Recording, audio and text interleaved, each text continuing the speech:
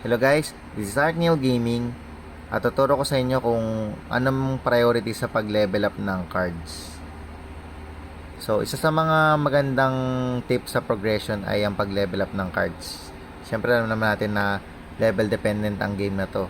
So, dapat bilang isang free-to-play player or kung gumagastos ka man ng konti, siyempre dapat alam mo yung unahin mong i-level up sa deck mo.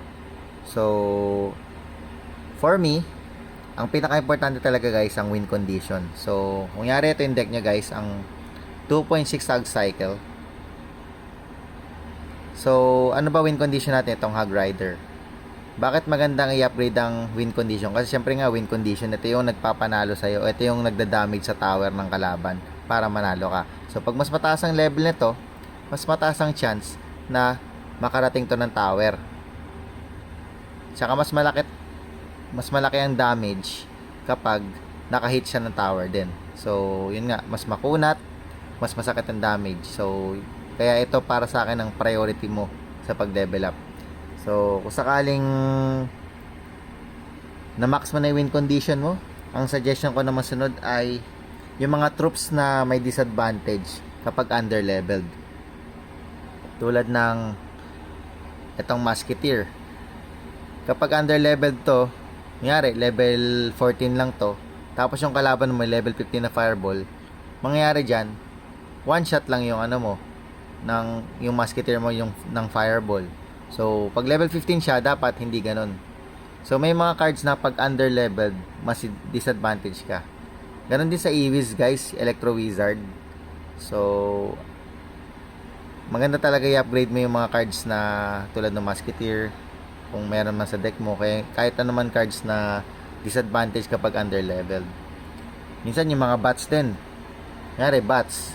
Kapag under-leveled yung bots mo kumpara sa kalaban, hindi mo ma-one-shot yung bots ng kalaban. Ganon din sa skeletons. Skeletons, ano pala? Ang skeletons pala, wait lang, tama. Hindi kaya one-shot ng skeleton ng level 13 ang level 14. So, ganun din yun guys.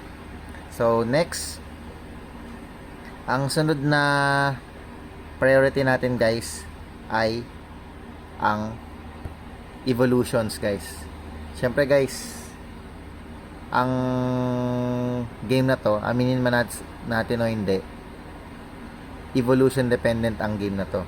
So, siyempre pag mas mataas ang level ng evolution mo, mas maganda yung damage or mas tumatagal siya sa field. So, kunyari, ito evolution mo, Musketeer. So, pagka max level yung ano mo, syempre, mas tatagal siya sa field. So, mas marami siyang makukuhang value. Tulad yan, kunyari, ang evolution ng Baby Dragon, syempre, kapag mas tumatagal yung Baby Dragon, mas nakagawa pa siya ng more damage, mas tumatagal pa yung pambabilis niya ng tornado vortex na yon, tsaka pamabagal, di ba? So advantage din 'yun. So ba? Ang sunod niyan, guys, kapag na-max mo na yung win condition mo, yung cards na under-leveled na disadvantage, at na-max mo na rin yung mga evos mo, ang sunod na priority mo naman ay yung spell. So, may advantage kasi sa ladder yung over-leveled na spell. Yung katulad na sinabi ko nga kanina, pag yung fireball mo, higher level sa kalaban mo, na musketeer or electro wizard, kaya mong i-one shot yan ng fireball. Pero pag equal level, hindi. So, suggestion ko guys, yung mga spell nyo, i-prioritize nyo rin yun kapag kailangan nyo guys.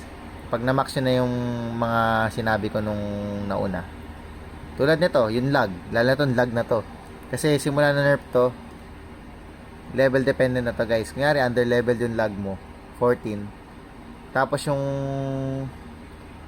I think princess yon, hindi mo na kayang i-one shot yung princess sa lag pag under level ng isa, or kung tama ako guys So, may advantage din guys na i-max nyo. Pag level 15 lag equal sa sa princess, one shot na yan guys.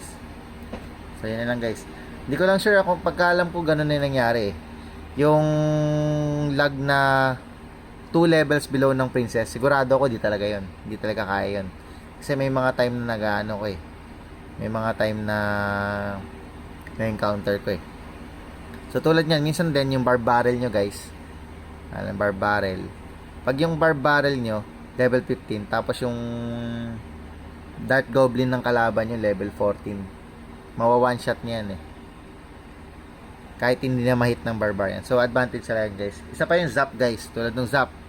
Kapag may Goblin Gang na level 14, tapos level 15 yung zap mo, pag sinap mo yun, kahit yung mga goblins patay. Pero pag equal level yung goblins mo, hindi ma-dodge yung buong Goblin Gang. So yun na lang guys. Simple tip lang sa mga nagtatanong na ano bang i-upgrade ko kuya muna. Ayan na. Kuya Arknil, ano bang i-upgrade ko? So alam niyo na ngayon guys. So sana nakatulong guys. For more videos like this, follow my page Arknil Gaming on TikTok, Facebook, and YouTube. Thank you for watching guys. Gagawa pa ako ng marami pang tutorial videos. So abangan nyo. Bye.